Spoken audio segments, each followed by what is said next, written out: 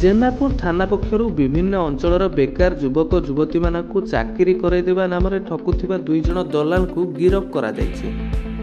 गिरफ 2 जण हेले जाजपुर टाउन थाना गोकना ग्रामर विश्वनाथ साहू बयस 35 वर्ष और अन्य जण हेले भुवनेश्वर नयापल्ली अंचल बिरजा प्रसाद राय बयस 32 वर्ष।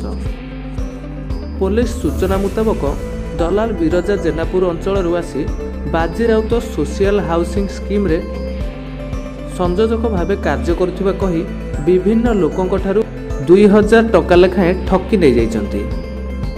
सर्वमोट जेनापुर और धर्मशाला अंचल 250 जनक लोकों ठारू 2000 टका लेखाएं ठकी नहीं। एपरिकी रेलवे चाकरी कराइदेवा नाम विभिन्न बेकार युवक युवती मानक ठारू 1.5 लाख टंका ठकी नहीं।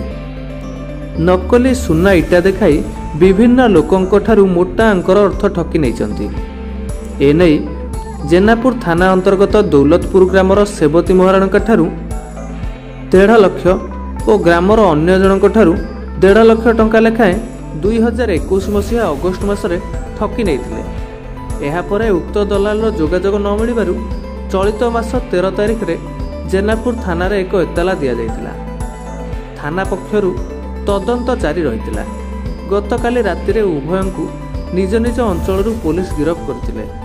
तांको निकटरू 5टी मोबाइल, किछि रेलवे रे नकली नियुक्ति पत्र, एक सुना इटा, किछि बाजीराउत सोशियल हाउसिंग रो कागज पत्र, परिचय पत्र, 2टी स्कूटी एवं पल्सर गाड़ी सहित किछि पिलांक मैट्रिक प्रमाण पत्र पुलिस जबत करिछि। एही केस रे अधिक लोक लिप्त रहिथिबा नै जेनापुर थानाधिकारी उमाकांत नायक सूचना दैछन्ति। ब्यूरो रिपोर्ट संधान न्यूज।